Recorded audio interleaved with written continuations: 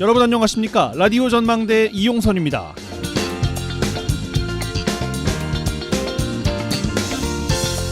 의대 증원을 두고 의정 갈등이 강대강 대치를 이어가고 있습니다. 전남 의대 신설 관련된 전남도의 입장이 오늘 다시 나왔어요. 기존 방식 그대로 끌고 가겠다는 것이고요. 지역 내 논쟁과 대립을 자제해달라는 메시지가 있었습니다. 선거 과정에서 전남도가 의대 신설과 관련한 공모를 직접 할 근거가 없다는 지적이 나온 것과 이 관련해서는 법률 전문가의 자문을 거쳐서 추천 대학 선정은 타당하고 가능하다는 결론을 냈다고도 했습니다. 그런데 순천대학교 오늘 국립대학 의대 선정을 위한 전남도 공모에 사실상 불응하겠다는 입장을 냈습니다. 전남 동부권과 서부권의 과열 경쟁을 유발하고 지역 간 갈등을 조장한다면서 전남도의 공모 방침 철회를 요구했습니다. 그러면서 법적 권한이 있는 정부 주관의 의대 신설 공모 외에는 응하지 않겠다고 했는데 순천대 공모 불참 방침에 전남도의 공모 방식도 어렵게 됐다는 전망입니다. 목포대만 참여하는 공모 사실상 어렵기 때문이겠죠.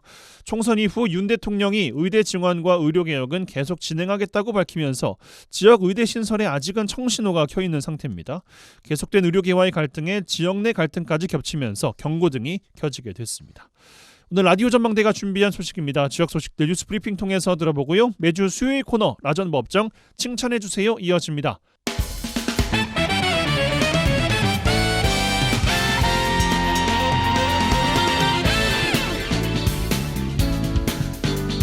네, 4월 17일 수요일입니다. 라디오 전망대 시작합니다. 먼저 우리 지역 뉴스 정리해보죠. 뉴스 브리핑 GBS 뉴스의 차범준 편집국장과 함께합니다. 전화 연결돼 있어요. 안녕하십니까? 네, 안녕하세요. 네, 자 여수에서 시작합니다. 최근 여수 중림지구에 아파트 분양이 진행되고 있습니다. 고분양가 논란 계속되고 있어요. 네, 최근 여수시 중림지구에 최근 들어 2년여 만에 아파트 분양이 추진되고 있습니다. 지역 일부에서 고분양가에 대한 우려의 목소리가 커지고 있는데요. 해당 지역 아파트 분양가는 여수 지역에 2년 만에 시행되는 신규 분양 물량이라는 점에서 추후 지역 부동산 시장의 가늠자가 될 수 있고 지역 일부에서는 이 고분양가에 대한 비판 여론이 확산되고 있습니다.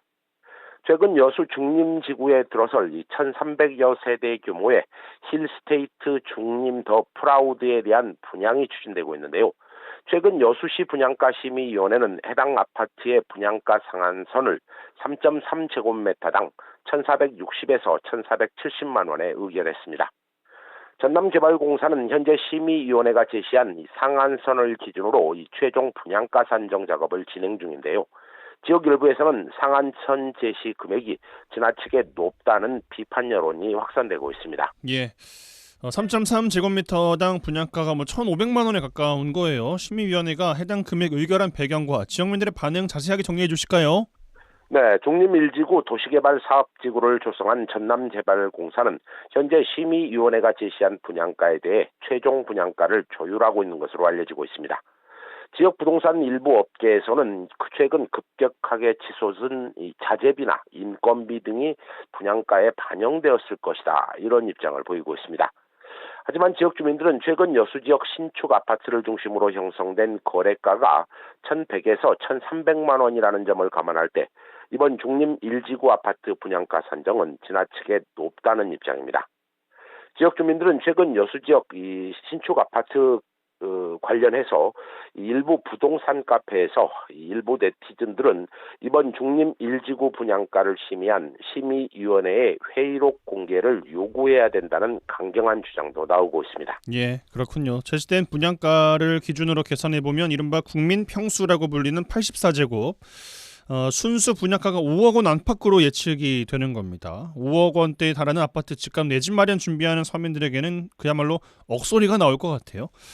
자, 지켜보겠습니다. 다음 소식. 여수 순천 광양 상공회의소가 어제 공동 성명서를 냈는데 보니까 내용이 전라선 KTX 고속철도 30분 이상 단축해라라고 촉구했어요. 네, 여수와 순천, 광양 등 전남 동부권 경제계가 전라선 KTX 고속철도의 실질적인 고속화를 촉구하고 나섰습니다. 여수, 순천, 광양 상공회의소는 어제자로 낸 성명서를 통해 전라선 KTX 고속철도의 30분 이상 단축을 촉구했는데요. 그동안 전남 동부권 상공회의소는 지난 3월 대통령 민생토론회에서 전남도가 전라선 용산에서 여순 여수까지의 고속철도를 34분 단축을 건의했고 당시 윤석열 대통령으로부터 이 전라선 고속철도 개선을 약속받았다며 정부가 조속한 사업 추진을 진행해야 한다고 촉구했습니다. 전남 동부권 상공회의소는 기획재정부에 제출된 사업계획서에 따르면 용산에서 여수까지 소요 시간이 2시간 44분에서 10분 단축된 2시간 34분으로 계획되었다며 해당 계획대로라면 전주나 남원, 정읍, 여수, 순천, 광양 등 전라선 권역 주민들이 사업 효과에 대한 기대감만큼 실망감이 클 것이라며 사업계획 변경을 촉구했습니다. 전남 동부권 상공회의소는 여수, 순천, 광양을 중심으로 하는 전남 동부권이 다도해 한려해상국립공원과 지리산 국립공원, 또 순천만 국가정원, 여수 세계 박람회장 등 매년 2천만 명 이상의 관광객들이 방문하고 있다며 사업 추진의 당위성을 강조했습니다. 특히 전남 동부권에서는 여수 광양 국가산단이 위치하고 있고 여수 광양항에서 약 100조 원의 매출을 실현하고 있다고 밝혔습니다. 앞으로 2차 전지 소재 산업 등 신산업이 성장하려면 이 사업 추진의 당위성이 충분하다는 입장입니다. 전라선 KTX 구간은 고속철이라는 이름 대신에 그동안 주민들로부터 무늬만 고속철이다라는 비아냥을 받지 않았습니까? 네, 여수 순천 광양 상공회의소는 이 전라선은 지난 2012년 여수 세계 박람회 개최를 앞두고 급하게 개통하면서 기존 선로를 개선하지 못해 서울에서 2시간이면 도착하는 경부나 호남선과 다르게 3시간이 넘게 소요되는 무늬만 고속철도라는 오명을 갖고 있다고 주장했습니다. 특히 전남 동부권 상공회에서는 전라선 KTX는 시속 120km의 저속철이 현재까지 유지되면서 철도 이용 관광객들의 심리적 마지노선인 2시간 이내 도착이 어려운 상황이라는 입장입니다. 상공회의소 측은 전라선이 저속전철 수준에 불과한 상황인데도 전남 동부권은 연간 관광객이 2017년 2,797만에서 2023년 5,346만 명으로 2배 가까이 증가해 왔다며 전라선의 고속철도 기능이 회복되면 더 많은 관광객들이 지역에 유입될 것이라고 전망했습니다. 여수 순천광양 상공회의소는 전라선 KTX의 고속화를 통한 전남 동부권 발전과 산업활동의 지원, 또 미래 세대들이 더 나은 전남에서 살아갈 수 있도록 노선 단축 및 익산에서 여수 구간 KTX 전용선 등 전라선 KTX 고속화가 시급하다고 촉구했습니다. 예, 대통령의 민생 토론회에서 나왔던 정책을 전남 동부지역 상공회의소가 정부에 다시 한번 청구한 셈입니다. 청구서가 집행될 것인지 여부 지켜봐야겠습니다. 자, 마지막 소식. 전남 동부지역 총선 당선자들의 공약 살펴보고 있습니다. 오늘은 고흥, 보성, 장흥, 강진 선거구 더불어민주당 문금주 당선자죠. 문금주 당선자가 제시한 선거 공약 살펴볼까요? 네, 고흥, 보성, 장흥, 강진군 선거구 민주당 문금주 후보는 지역구에서 90.69%의 득표율로 당선됐습니다. 문 당선자는 선거 기간 중 지역구 주민들을 대상으로 농수축산업의 안정적인 종사 환경 조성을 대표 공약으로 제시한 바 있습니다. 공약의 세부 내용으로는 가칭 국가환경재난기금법 제정, 농어민 기본소득제 입법화, 농수축산물의 최저가격 보상제의 입법화, 농업경제자유특구 지정, 한국항공우주연구원 분원 유치 등을 공약으로 제시했습니다. 예, 선거구가 농어촌 군 지역으로 구성되어 있어서 아무래도 공약 내용도 지역 농어촌 주민들을 위한 공약이 주된 것 같습니다. 제시한 공약의 세부 내용도 정리해 주실까요? 네, 문금주 후보는 1호 공약으로 국가환경재난기금법 제정을 약속했습니다.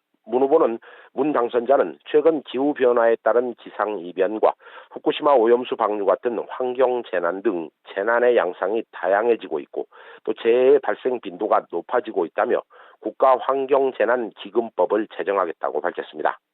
이 밖에도 문 후보는 농어민 기본소득제와 농수축산물 최저가격 보장제의 입법화, 또 전국 최초로 이 농업경제자유특구 지정을 통한 대한민국 농수축산업의 메카를 조성하겠다는 부분, 한국항공우주연구원의 분원 유치 등을 주요 공약으로 제시한 바 있습니다. 예, 알겠습니다. 여기까지 정리해보죠. 뉴스브리핑 GBS 뉴스의 차범준 편집장과 함께했어요. 고맙습니다.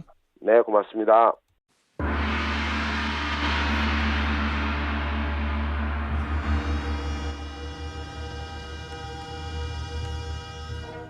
라전 법정.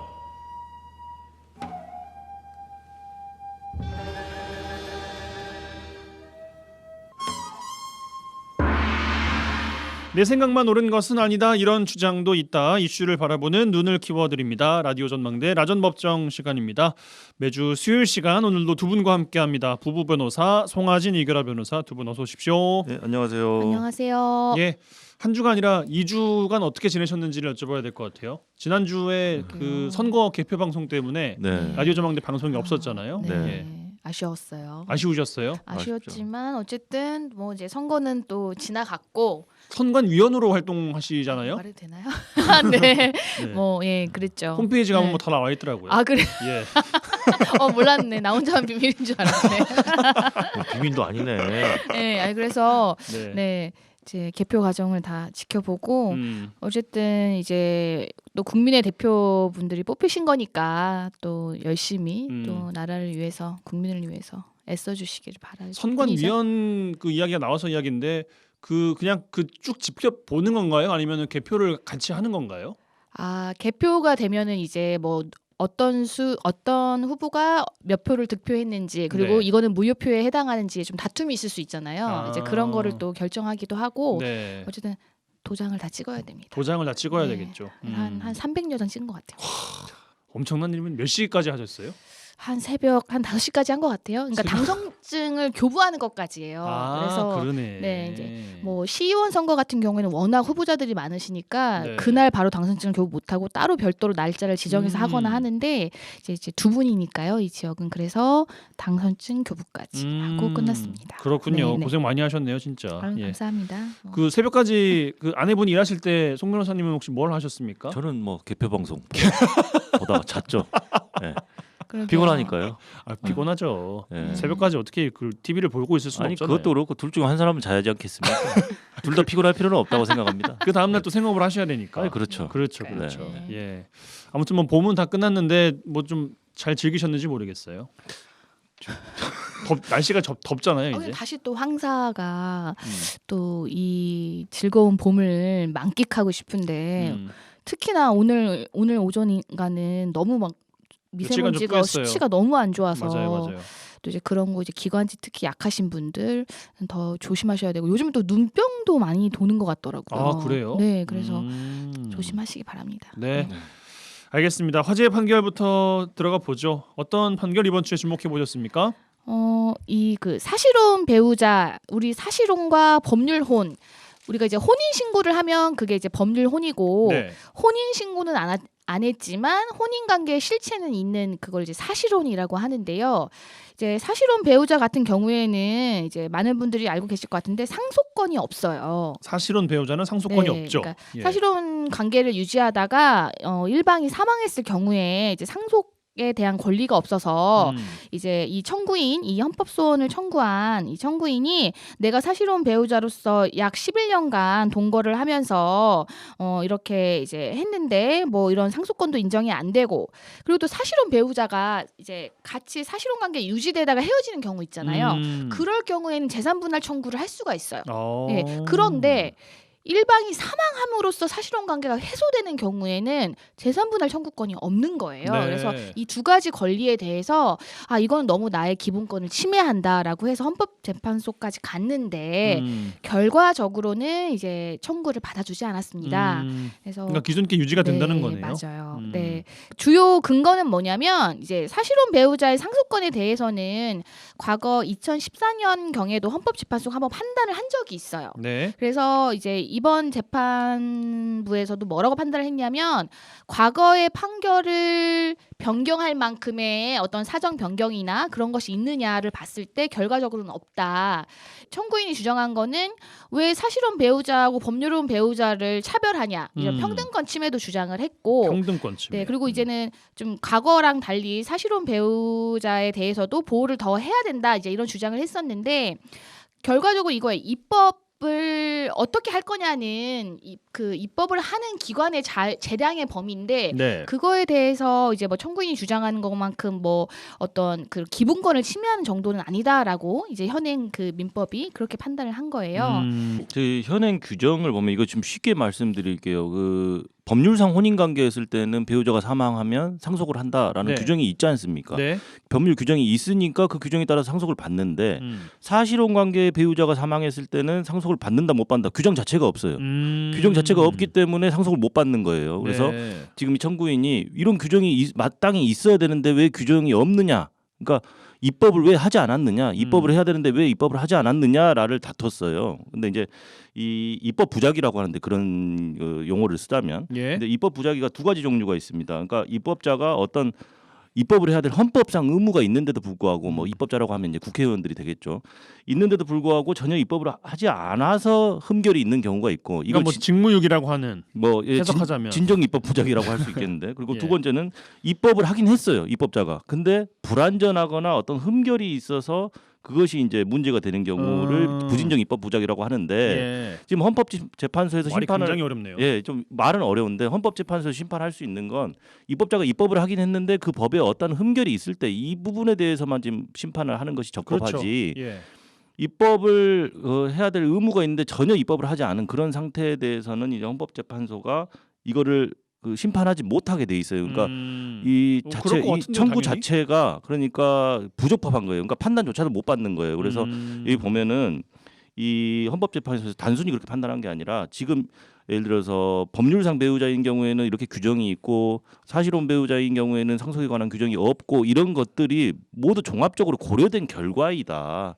그런데 그것을 가지고 다투는 것은 진정 입법 부작위에 대해서 다투는 거니까 이거는 그 자체로 허용될 수가 없는 것이다라고 해서 판단조차 안 해버렸어요. 물론 이제 뭐 말씀드릴 부분이 뭐 반대 의견도 있었습니다. 이 사실혼 배우자의 어떤 권리를 침해한다라고 해서 이것이 위헌이다라고 의견을 게시한 재판관이 3명이 있었어요. 예, 그거 좀 의미가 있을 수는 있는데 그러네요. 어쨌든 지금 지금까지 해왔던 결론이 달라지진 않았다. 그래서 결과론적으로 보면은 어쨌든 사실혼 배우자의 경우에는 배우자가 사망하더라도 상속에 대한 권리는 나에게 없다. 이것이 지금 유지되고 있다. 이 정도로 좀 정리를 할 수 있겠습니다. 예.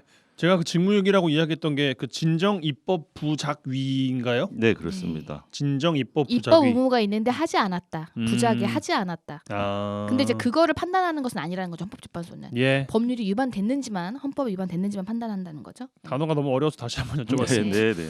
요 정도로 정리하고요. 주제로 넘어가겠습니다. 자, 아직 심신이 발달하지 않아서 판단 능력이 부족한 사람을 가리켜서 보통 미성년자라고 하죠. 그래서 보호해야 할 의무가 있습니다. 미성년자를 이용하거나 대상으로 하는 범죄들이 발생하는 걸 보면 어른으로서 더 화가 나기도 하고 또 부끄럽기도 하고 복합적인 마음이 들죠. 오늘 다뤄볼 주제가 바로 미성년자 약취 유인죄입니다. 그러니까 어른이 뭐 과자 사줄게, 뭐 돈 줄게 하면서 초등학생을 데리고 가려다가 미수에 그친 사건이 최근에 서울에서 있었어요. 여수에서도 성추행을 목적으로 여중생에게 택시를 타라고 했던 범인이 다른 아이를 유인하려고 하다가 경찰에 붙잡힌 사건도 있었습니다. 특히 어린 자녀를 두신 부모님들은 더 이런 걸 들으면 좀 걱정이 크실 것 같습니다. 오늘 관련된 내용 자세하게 살펴보겠습니다. 먼저 준비된 꽁트 듣죠? 아 그래 너랑 나랑은 안 맞아서 헤어졌다고 치자. 근데 왜 우리 아들은 못 만나게 하는 거냐? 아니 입이 있으면 말은 바로 해야지. 네가 바람 피워가지고 우리가 바람만 안 피웠으면 우리 헤어지지도 않았어. 근데 뭐 애를 보여줘? 양심이란 게 있는 거야? 애가 뭘 배우겠어. 양심? 아니 너야말로 지금 천륜을 어기고 있는 거야. 엄연히 면접 거스권이 나한테도 있다고. 아유 어디서 듣기는 또 많이 또 주워 들었네. 아까도 말했지? 너는 우리 애 볼 자격 없어. 자격이. 아니 잔말 말고 내일 우리 나전이 학교로 내가 데리러 갈 거니까 그렇게 알아. 아이 그러기만 해. 경찰에 바로 신고해버릴 거니까. 아니 내 아들 내가 데리고 간다는데 누가 뭐라 해? 경찰에 신고하면 너만 이상한 사람 돼. 아이고 아무튼 내 아들이니까 찾아가기만 하면 아동학대든 뭐든 다 걸고 넘어질 거야. 다음 날 직접 아들의 학교로 찾아간 남편. 어이구 우리 라전이 안 본 새 많이 컸네. 야 아빠 집으로 가자. 어서. 여기까지 오늘의 꽁트였습니다. 그냥 뭐 데려가는 건 당연히 뭐 좀 그럴 것 같았는데 이게 한 단계 더 꼬여져 있는 또 꽁트였어요. 관련된 이야기 살펴보면 또 흥미로울 것 같습니다. 미성년자 약취 유인죄 관련된 이야기 저희는 잠시 광고 듣고 와서 살펴보겠습니다. MBC 라디오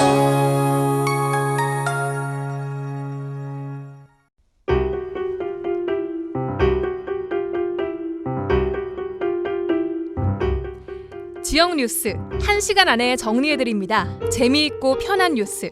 지역 시사는 역시 이용선의 라디오 전망대. 여수 MBC 라디오 전망대에 함께하고 계십니다. 매주 수요일 코너 라전법정 부보 변호사 송하진 이결아 변호사 두 분과 함께하고 있습니다. 자, 미성년자 약취 유인죄 이번 주 주제입니다. 앞서 꽁트 들으셨는데 그러니까 이혼을 한 아빠가 본인의 먼저 그 바람으로 인해서 이혼을 한 것 같아요. 내 아들을 보고 싶다면서 아내는 말렸는데 뭐 가기만 해봐 내가 어떻게 하나 보자라고 했는데도 찾아갔단 말이죠. 네. 그리고 아들을 데리고 집으로 갔습니다. 이건 어떻게 해석해야 됩니까? 자, 이런 경우가 사실 진짜 많아요.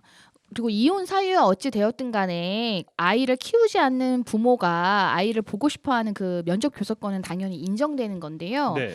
만약에 이 꽁트에서 아이의 아빠가 그 아들을 데려가는 방법에 있어서 폭행 또는 협박 또는 불법적인 어떤 사실상의 힘을 행사한 거, 이게 다 지금 판례에서 하는 표현인데요.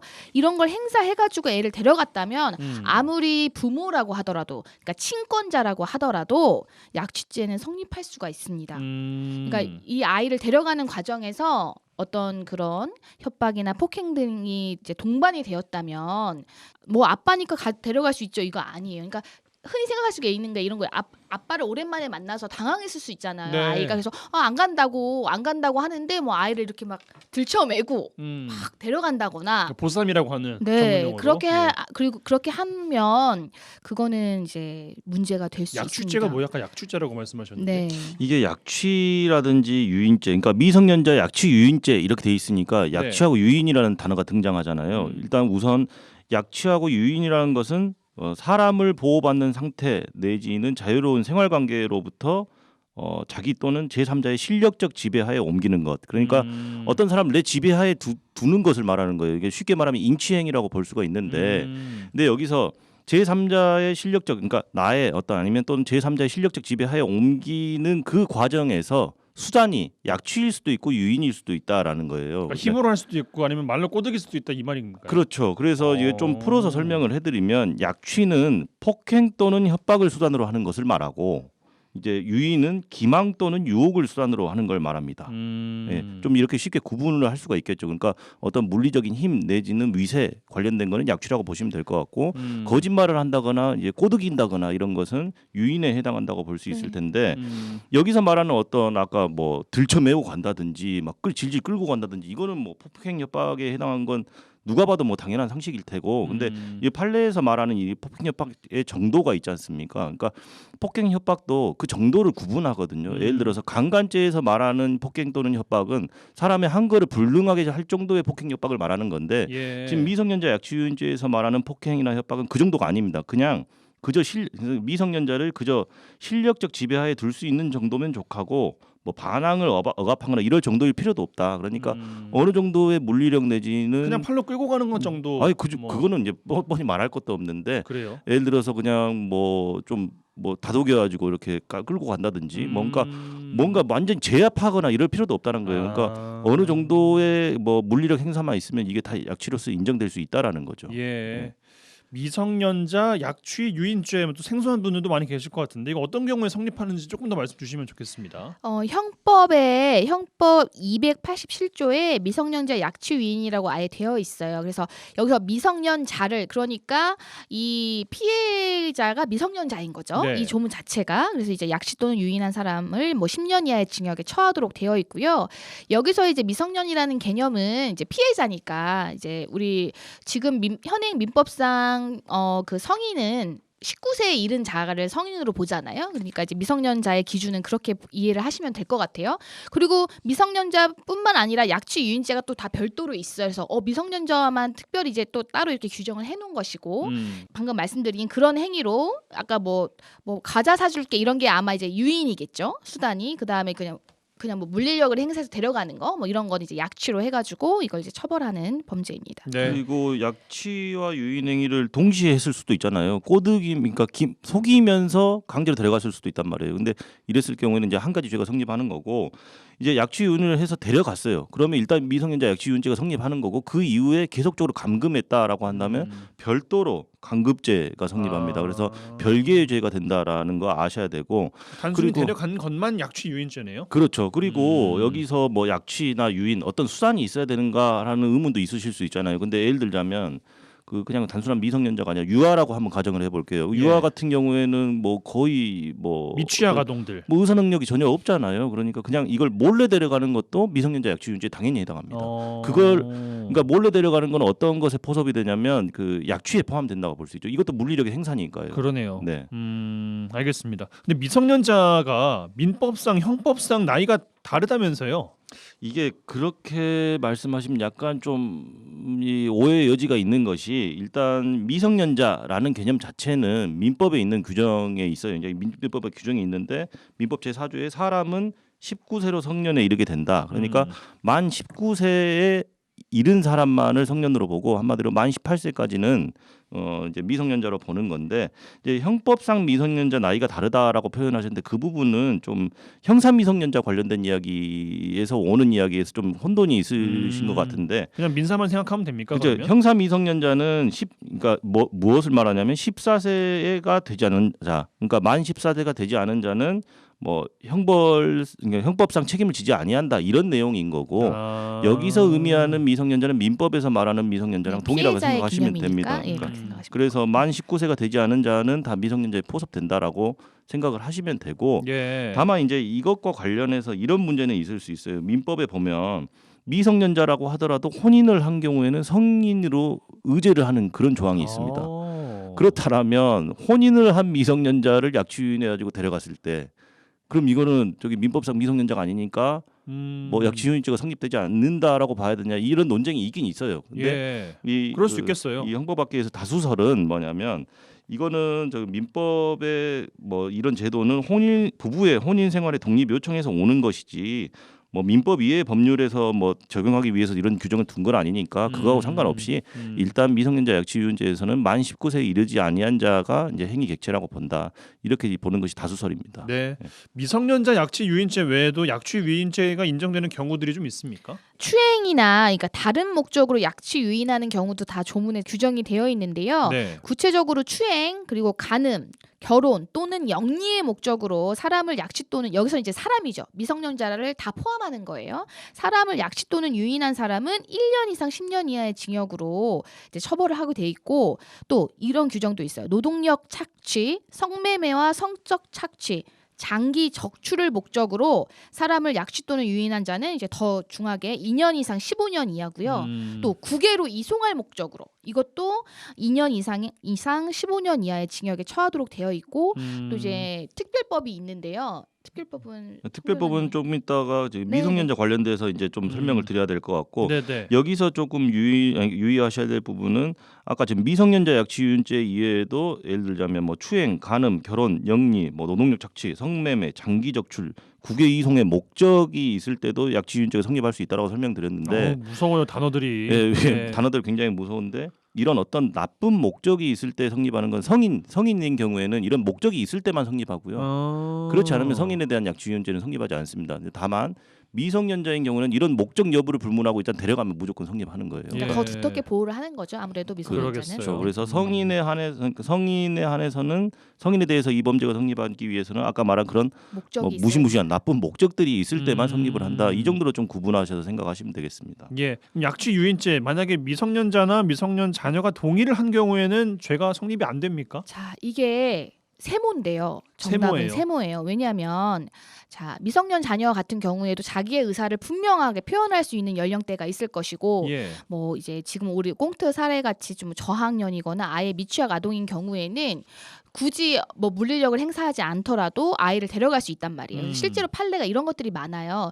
면접 교섭을 행사한 이제 피고인이 이제 아이를 이제 양육자에게 인계를 해줘야 되거든요. 그런데 이제 어떠한 사유로 인계를 하지 않고 그 다음에 이제 계속 요구를 했어요. 양육자가 이제 아이를 다시 보내줘라라고 했는데도 그에 응하지 않고 이제 재판까지 한 거예요. 유아 인도 심판 청구라는 게 있어요. 그래서 이제 법원에서도 이거는 인도하는 것이 맞다라고 명령을 했음에도 불구하고 아니면은 명령을 하자 그때서야 만약에 아이를 인도했다라고 한다면 이제 우리 판례에서 이런 말을 써요. 사실상의 그 불법적인 행사를 한 거다 힘을 행사한 거다라고 봐서 유인이 아니라 그러니까 아이를 데려가는 데 있어서 어떤 폭행이나 협박이 없었더라도 이거는 약취죄가 성립한다라는 것이 우리 법원의 입장입니다. 예. 그리고 뭐 한 가지 덧붙이자면 지금 자꾸 어떤 이 행위를 하는 주체가 이 부모 중 한쪽인 경우에만 지금 우리가 자꾸 이야기가 흘러나오고 있는데 네. 뭐 부모 중 한쪽이라고 하더라도 방금 이 변호사가 말한 것처럼 본인이 보호 감독자라고 하더라도 다른 보호 감독자의 감호권을 침해한다라든지 아니면 자신의 감호권을 남용한 경우에도 성립할 수 있다라고 말씀드렸고 부모가 아닌 경우도 있을 수 있잖아요. 예를 들어서 그냥 생판 모르는 사람이 저 꼬마애한테 나하고 이래서 저쪽으로 가자. 근데 애기가 동의를 할 수가 있잖아요. 그런 경우에는 그럼 성립하지 않느냐 이런 의문이 있을 수 있는데 이 미성년자 약취 유인죄가 보호하고자 하는 법익이 있어요. 이 보호하고자 하는 법익은 미성년자의 자유만 해당되는 게 아니에요. 보호자의 감독권도 보호법익에 해당이 됩니다. 그래서 미성년자가 동의를 했든 말았든 그 필요 없습니다. 그냥 보호자의 동의가 없다면 이 범죄는 성립할 수 있어요. 그렇게 또 구분하셔서 생각하시면 되겠습니다. 예. 알겠습니다. 뭐 이런 사례들이 좀 자주 나오고 있다는 점이 문제인 것 같습니다. 또 관련해서 어떤 사례들이 있는지 소개해 주실 만한 게 있을까요? 뭐 실제로 이제 외할아버지가 이제 아이의 이제 이 사안 같은 경우 이제 대법원까지 간 사안이기는 한데 네. 뭐냐면 이제 엄마가 이제 교통사고로 사망한 이후에 외할아버지가 줄곧 양육을 해왔는데 이제 아버지가 이 아이를 이제 자기 어떤 경제적인 어떤 그런 엄마 사망으로 인한 어떤 보험금이나 이런 문제로 아이를 이제 좀 데려가는 사건이 있었어요. 그래서 이때도 아무리 친권자라고 하더라도 이런 이제 그 미성년자 약취죄의 주체가 될 수 있다라고 본 건이고요. 이제 뭐 방금 뭐 이제 뉴스에 보도가 되고 이런 것들을 보면 이제 그냥 단순히 약취로 끝나지가 않고 뭐 돈을 요구하는 목적으로 그러니까 대부분 그러니까 부모 중에 일방이 아이를 데려가서 돌려주지 않는 경우는 금전이 목적은 아니에요. 이제 그 뭐 목적인 경우도 있긴 하지만 네. 제3자가 미성년자를 약취하는 거에는 분명 이제 뒤에 분명 이제 금전 요구가 있는 거죠. 그냥 약취로 끝나는 것이 아닌 그리고 그 이외에 뭐 성범죄나 다른 범죄로 이어지는 그런 사례들이 있습니다. 예. 알겠습니다. 그 두 분도 미취학 아동 자녀가 한 명이 있잖아요. 네. 예, 그 친구를 이제 교육을 하실 때 뭐 과거에 하셨다거나 아니면 지금 한다거나 뭐 약취 유인이라는 단어는 쓰지는 않으시겠습니다만 그렇죠. 어떻게 교육을 좀 하셨습니까? 따라가면 안 된다고 하잖아요. 네. 그런데 요즘 그 작년에 경찰청에서 통계를 낸 자료를 보면은 요즘의 형태는 예전에는 좀 면식범이 많았다고 해요. 물론 아예 처음 보는 사람이 좀 친절하게 하면서 데려가는 경우도 있었지만 그냥 앞에서 대놓고 네. 보면서 네, 근데 예. 또 그 면식범이면 아이들은 경계를 풀잖아요. 이모인데 뭐 이렇게 하면서 아는 삼촌인데 하면서 가는 경우도 있었지만 요즘은 SNS로 친밀감을 형성을 한대요. 그래서 뭐 이렇게 와, 참. 오랜 기간 이제 주고 받으면서 뭐 우리 만나서 내가 뭘 사줄게, 뭐 해줄게 이런 식으로 친밀감 형성한 후에 아이를 데려가는 거예요. 근데 요즘은 기간이 좀 오래 걸리는 거네요. 그렇죠. 그리고 요즘은 그 이제 스마트폰을 그러니까 폰을 가지고 있지. 거의 대부분 아이들이 가지고 있잖아요. 요즘 초등학교 네. 입학 선물이 핸드폰이라면서요. 그러니까 부모가 이거를 통제할 수 없는 거예요. 왜냐하면 그 와, 뭐 문제다. 랜덤 채팅을 하던가 SNS 주고받는 이런 것들까지는 그래서 참 저도 생각을 이제 해보는데 결국에는 부모와 학교와 뭐 어른들이 관심을 가지고 아이가 어떻게 어떤 사람 근데 그러니까 감시하라는 것은 아니고 네. 그런 것은 아닌데 뭐 소통이 되지 않으면 내가 마음을 둘 곳이 없으니까 그 아예 모르는 가상의 인물에게 의존을 하게 되는 게 아닐까 이제 그런 생각도 들거든요. 그래서 그런 부분에서 더 아이에게 더 잘해줘야겠다. 그렇습니다. 어려운 문제입니다. 참. 의견 말씀해 주세요. 어렵다고만 하지 마시고. 아니 근데 사실 뭐 저도 교육은 하죠. 낯선 네. 사람 따라가면 안 된다. 뭐 이런 이야기 뭐 옛날부터 우리 어렸을 때부터 잘할 때 많이 듣던 이야기잖아요. 근데 제 생각에는 뭐 예를 들자면 용선이 삼촌이 오늘 유치원에 데리러 가면 바로 따라갈 것 같은데 참 이걸 어떻게 막아야 되나. 근데 요즘은 그런 건 어느 정도 이제 뭐 유치원이나 어린이집에서 하원을 할 때 누가 데려오는지에 대해서는 다 조사를 하고 그게 이제 리스트업이 돼 유치원하고 있군요. 얘기가 되지 않은 사람인 경우에는 못 데려가게 그게 뭐 법적으로 강제까지는 아니지만 이제 어느 정도 다 연락처도 다 정해놓고 이제 신원을 다 확인하기는 그래야겠죠. 하는데 예.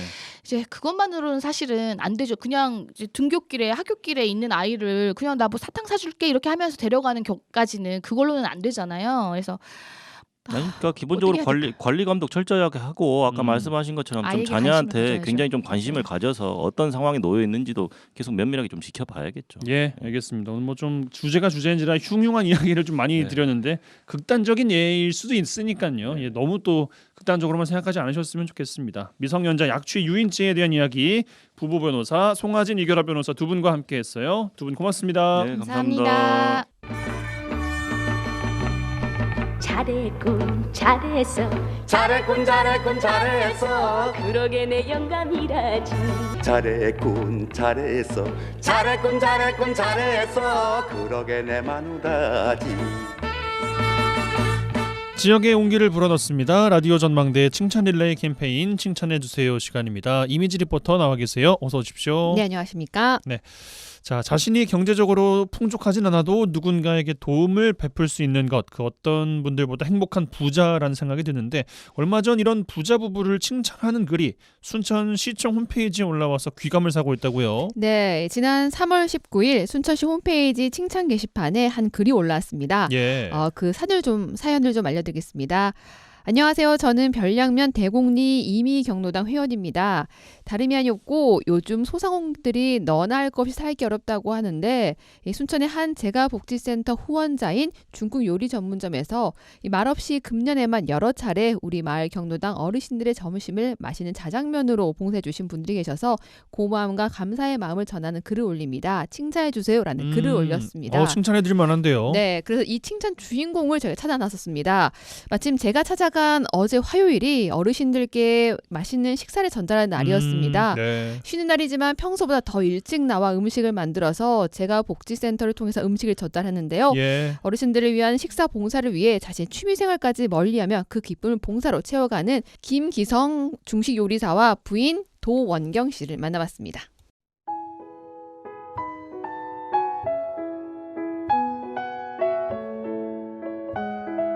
전래동 중화이를 운영하고 있는 김기성입니다. 김기성님 남편의 도은경입니다.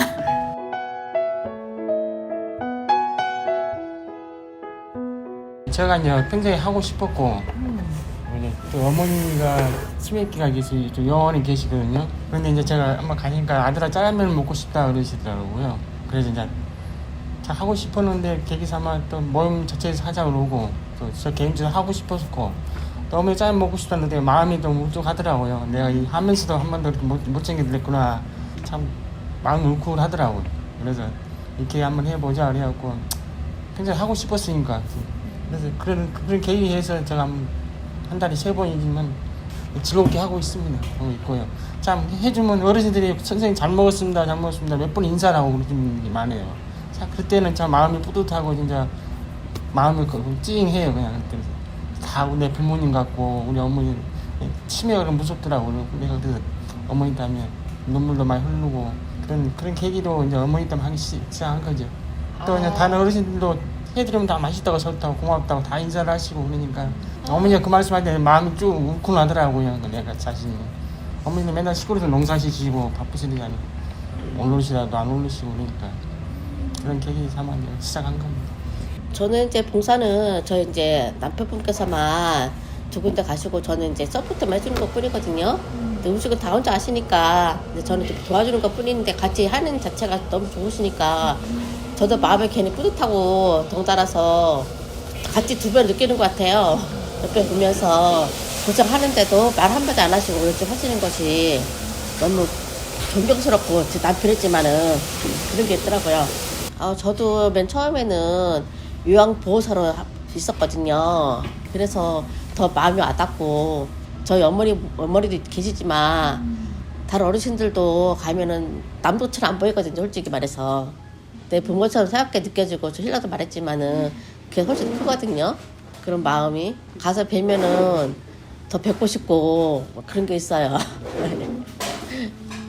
제가 하니까는 선생님들 계시잖아. 집집마다 선생님들이 이제 우리가 갖다 주면은 나눠드려서 선생님들이 이제 대표해서 이제 끓여 드시고 같이 음식을 대접하시는 거죠. 네, 경로당 거기는 이제 다 모여서 교통이 좀 편하게 좀 다 모여갖고 한 번에 드시고 보통 불편하시는 분들은 집에서 선생님들이 되어서 이제 보살펴 드리는 선생님들이 해서 드리고 이렇게 한다는 것 같아요. 많이 좋아하세요. 저희 이제 오늘 만약에 드시잖아요. 드시고 나면 항상 드시면서 선생님들하고 같이 드시면서 사진도 찍고 그러시거든요. 이제 이날을 기다리시죠, 일부러. 네, 이게 한 끼 양이 어르신들한테는 많잖아요. 그러면 이걸 이제 같이 섞어서 밥도 같이 드시고 막 그러신가 봐요. 마을에 관해서. 이제 요거 한 끼를 전해드리면서 그 어르신들이 이제 고맙다는 표시를 하시잖아요. 이제 전해달라고. 항상 어떻게 보답해야 될지 모르겠다고 항상 그래요. 무조건 짜장면을 이렇게 운영한다고 해서 해주진 않잖아요. 이 짜장면 드시는 날 있잖아요. 옆에 다른 그 옆집에 할머니들이 오기 시작하셨어요, 벌써. 그래가지고 같이 드셔요. 이걸 나눠 드신대요. 하나하나 포장을 따로 하신 거예요? 네. 소스는 밑에 소스 이제 하고 면 따로. 익혀서 냉동돼 있었거든요. 냉동으로 그래서 다 그냥 뜨거운 물에 살짝 데펴서 그냥 면만 풀어지면 물기 빼서 짜장 부어서 섞어 드시면 돼요. 우리가 이제 여기서 국수를 빼고 삶아가면 불어서 못 먹잖아요. 일부러 장을 많이 드려요. 근데 남으면 밥비 드시고 그 다음날도 드시고 곱빼기 있죠. 이게 지금 마을에 이렇게 돌아다녀 보면 어르신들이 혼자 계신 분들이 많거든요. 집에 혼자 계시는데 나는 어르신들이 짜장면 이렇게 좋아하는지 몰랐어요. 그러니까 밖에 누가 이렇게 모시고 나가서 사주지 않으면 먹기 힘든 그런 거잖아요. 근데 이렇게 갖다 드리니까 너무 좋아하시고, 저는 처음에 소화도 잘 안 되시고 막 이럴 거 봐서 사실은 좀 걱정을 했었거든요. 근데 너무 좋아하시고, 그러니까 외로운 분들이 너무 많다 보니까 이게 이제 어르신들이 즐거워하면 좋잖아요. 이러면서 뭐 자주는 아니지만 그래도 한 달에 한 번이라도 이제 드시면서 이제 동네 분들 어울리면서 그냥 굉장히 즐거워하시고 기다려요. 너무 감사하죠. 네. 이 어르신분들이 짜장면을 좋아하신다고 하시더라고요. 맨날 영원 계시면 맨날 죽 드시고 맨날 죽 같은 거 매일 드시잖아요. 그냥 뭐 맨날 된장국 이랬네. 한 달에 한 번 짜장면 하는 거 짜면 언제 오냐고 선생님한테 물어보는데요. 왜 안 오냐고. 근데 날짜를 기억을 전혀 못 하시니까 잘 먹고 싶은데 언제 오냐고 물어보시는데.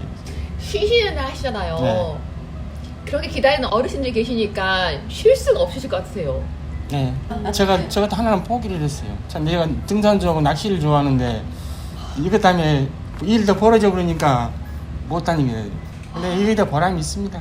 그런 낚시나 개인적인 취미 재미보다 이게 더 크신 거죠. 네. 마음에 보람을 느끼고 자부심을 느끼고. 이번에 글 올라오셨잖아요. 네. 어떠셨어요? 그냥 마음이 좋더라고요. 기분이 일단은 하나입니다. 내가 뭐 남한테 자랑하려고 시작한 것도 아닌데 좋은 얘기 듣고 보람을 느껴요. 봉사를 늘려가신 이유가 있으세요? 제가 여기 열심히 하다 보니까 음식 사랑 연구에도 꼭 저한테 사정 좀 와서 모임 좀 둘러달라, 좀 해달라. 좋은 일 한다는데도 거절할 수가 없잖아요. 그래서 또 한 군데 더 시작했어요. 네, 거기 여기 재료를 만들어 가서 거기 가서 현장에서 가서 이제 음식을 만들어요. 봉사도 힘든다는 생각을 안 해요. 즐거운 마음으로 하니까 보람이. 또 내가 또 해줌으로써 어르신들이 맛있다고 인사를 하고 잘 먹었습니다 인사를 하시니까 참 그 마음이 뿌듯하더라고요. 이 음식을 만드는 것 자체가 보람이시겠어요, 선생님께서는? 네. 근데 쉬는 날에 하면 마음이 더 즐거워요. 솔직히 일할 때보다 쉬는 날이 더 즐거워요. 봉사활동 하는 게. 근데 마음은 참 즐거워요. 음식 만들 때 어떤 마음으로 만드세요? 그냥 저 어머니 드신다는 생각하고 정성껏 하고 있습니다. 음식이 정성이 들어야 맛있죠. 대충 되지 막 하기 싫은데 억지로 한다고 이렇게 되나요? 몸 마음도 다 피곤해요. 즐거운 마음으로 해야지.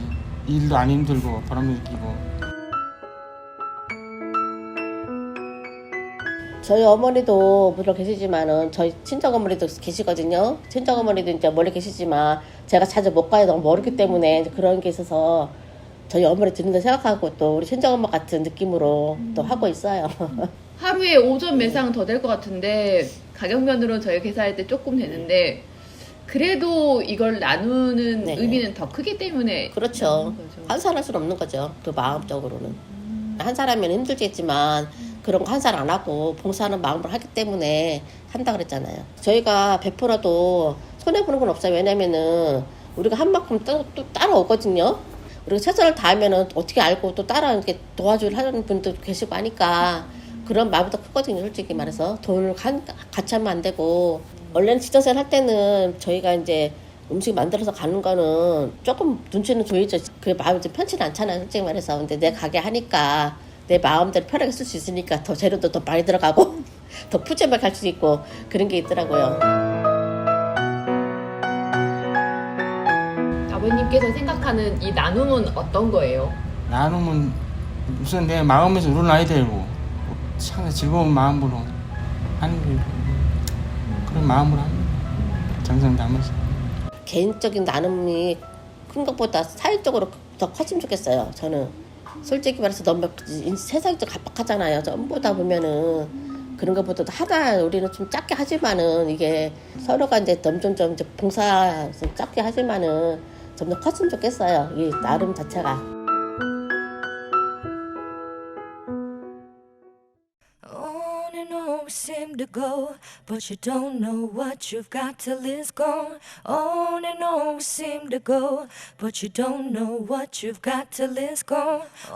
4월 17일 수요일 라디오 전망대 오늘 준비한 소식은 여기까지입니다. 오늘도 고생 많으셨습니다. PNQ, 팔로알토와 더 콰이엇 그리고 윤미래 씨가 함께한 Life Goes On 끝곡으로 흐르고 있습니다. 이 노래 들으시고 내일 저녁 6시 5분에 다시 뵙죠. 이용선이었습니다. 그래도 우린 여전해 하지만 간만에 이런저런 얘기들을 나누다 보니 시간과의 기나긴 싸움 끝에 이만큼 멀리 왔다는 걸 새삼 깨닫게 되었지.